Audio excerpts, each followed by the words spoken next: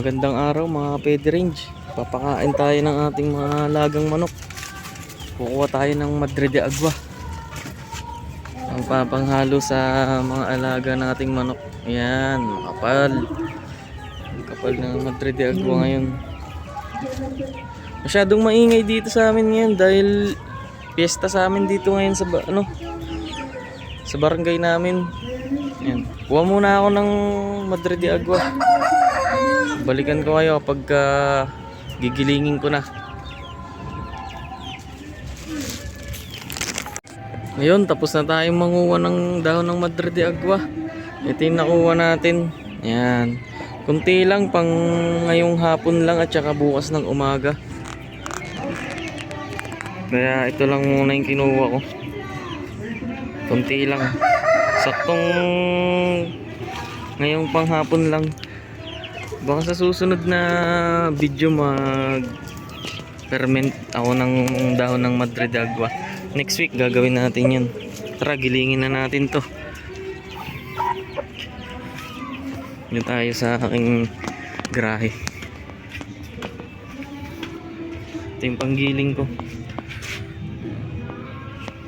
Video ako na lang ulit pagtapos kong gilingin. Ngayon, tapos na tayo maggiling. Ito yung panggiling natin, oh. Simutin lang natin yan. Yan.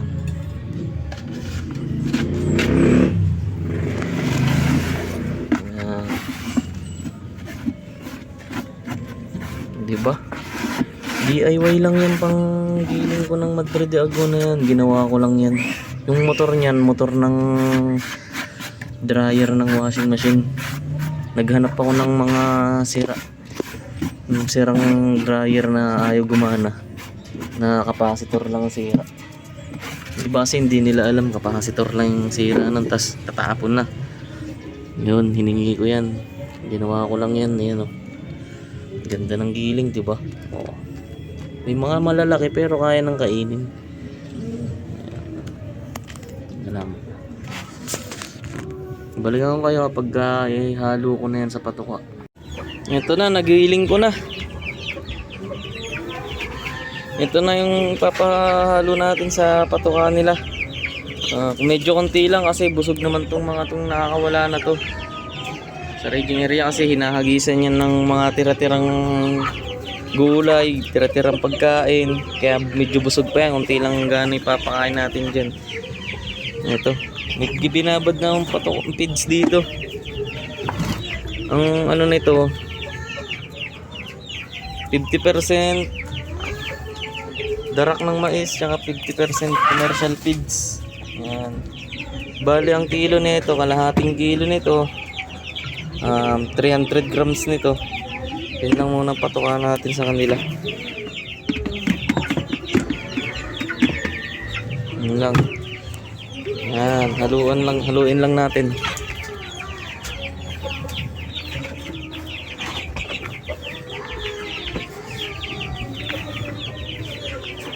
Pero dapat kung tutuusin ang kilo ng papatuka dapat dito sa lahat ng aking alagang manok nasa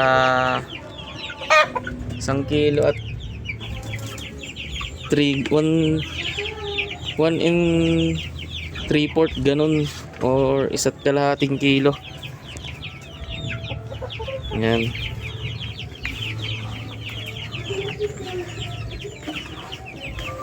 Kaso nga lang ito kasi baka busog pa yan, mga nasa labas na yan. Kaya kunti lang. Hinagisan kasi yan ni nanay ko ng pinagbalatan ng mga gulay kanina. Tsaka mga chikong laglag dun sa kapitbahay, pinagkukuha ko. Pinakain ko dyan sa kanila. Kaya busog pa yung mga yan. Kaya konti lang ipapatukan natin. Yung nasa kulungan, yun, madaming papakain natin kasi hindi din nahagisan eh. Tsaka ito, papakainin na rin natin yan. 1 buwan na yan, 1 buwan.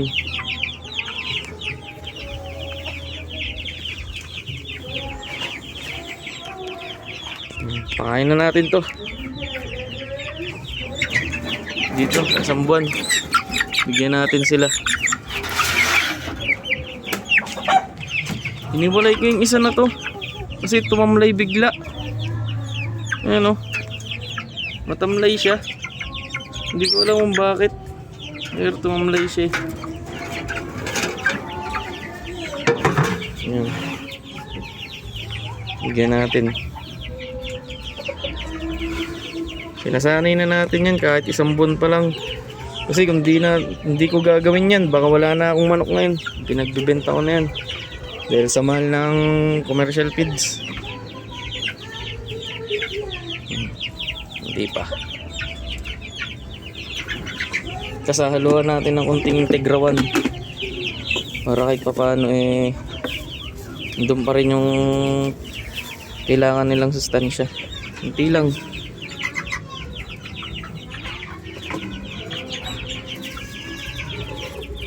Yan, okay na yan. Bigyan na natin to.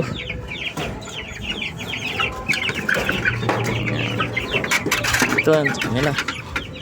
Tarahan natin para hindi makakagaw tong isa. Yun namang may sakit. Parang may hindi malaman kung anong sakit. Wala namang sipon, bigla nang tumamlay siya.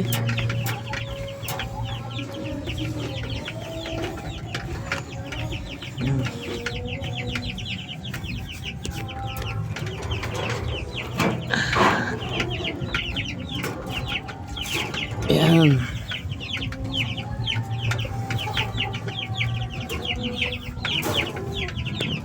Pero magana siyang kumain eh oh. Ewan ko bakit tumamlay. Diba magana siyang kumain. Gusto niya yung mixture ko ng patuka. Lahat yan kahit itong isang buwan oh. Diba gusto.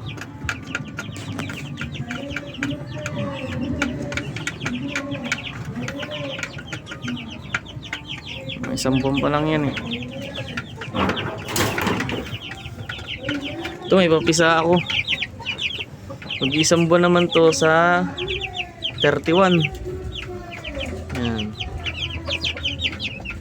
May natin yung patukan. 11 peraso lang yan. Ano naman tayo. Ito pinagsama ko na. Nagsama ko na tong tatlo. Sabi ko isasama ko sa nakaraang video.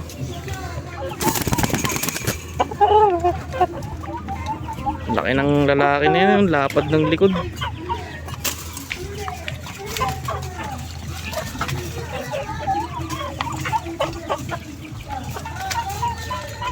Nag-aagawan.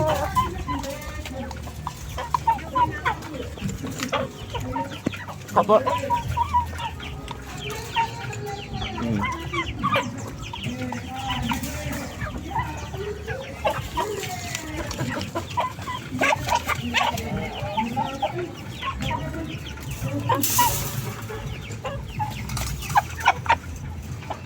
Doon lalakas nila kumain. Kung hindi mo gagawin ganyan yan, mamumuliubi ka.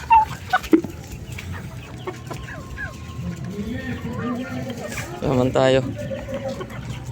Konti lang to. Konti lang papakain natin dito. Yung nakakulong dun ito. Yung isang nakakulong dun dito. Kinakawalan ko siya dito.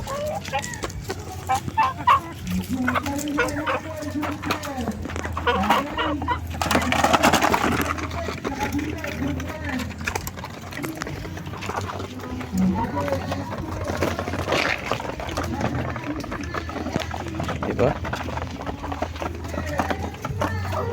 Yan. Okay na sa kanila yan. Doon tayo. Sa mga 2 months. Ganyan pamamaraan lang para ito paano makatipid tayo. Ito magugulo to eh.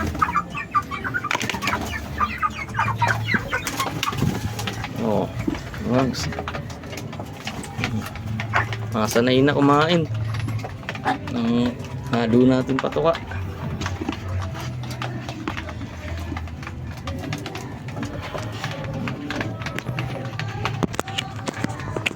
Kasi kung di ko gagawin yung ganyan, baka wala na akong alaga ngayon eh. Ayoko naman. Mahal ng patuka eh. Sobrang mahal.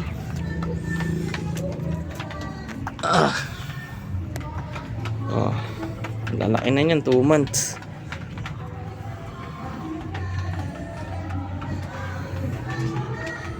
Ha? Gusto nila.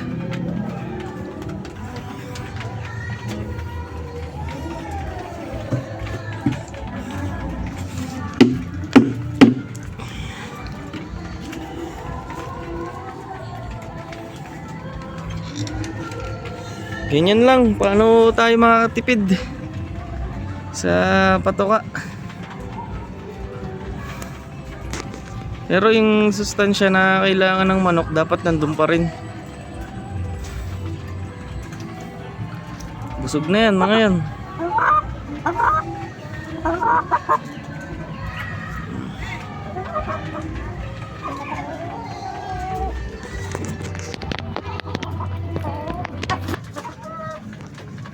Oh, di ba? Gustong-gusto nila yan. Kasi noon pa man ganyan na yung ginagawa ko eh. Tumigil lang ako dahil nasira yung aking gilingan ng dahon. Aray, niliparan ako nito sa likod. Hanggang dito na lang mga pwede range. Baka pwede mo kong suportahan. Subscribe mo naman yung channel ko. Hanggang dito na lang mga pwede range.